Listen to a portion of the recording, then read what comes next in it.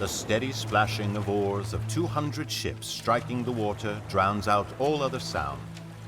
The most powerful fleet ever assembled by Don Juan of Austria and his allies in Venice sails under the burning light of dawn towards a final encounter with the Ottoman Turks.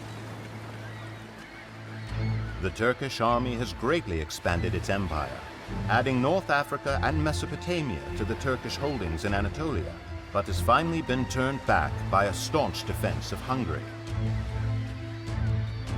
Undaunted, the Turks turn their attention to the Mediterranean, where they intend to break the Christian naval powers of Venice and Spain. Now, 200 rowed galleys and 6 heavy galleasses lumber into the Bay of Lepanto to meet the 270 galleys of the Turkish fleet. The ships draw up with scarcely 5 miles separating the distance between them. A storm of arrows darkens the sky, and the drone of splashing oars is finally drowned out by the thunder of cannon. The heavy Venetian galleasses broke through the Turkish lines and trampled over the smaller ships of the Turks. But there were too few of the galleasses to win the battle on their own. The Spanish and Venetians attempted to grapple and board the Turkish ships, where the superior experience and weapons of the Christian sailors could be brought to bear.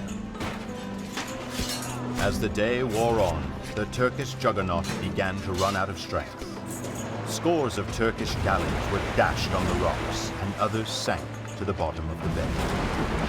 Less than 50 Turkish ships survived the battle. Lepanto was not the climax of the conflict between the Christians and the Turks on the Mediterranean, but it was a turning point. The Turks had difficulty rebuilding their fleet back to its former size, while the Christians continued to update their fleets with the latest technological advancements, ensuring a decisive military advantage for further encounters on the high seas.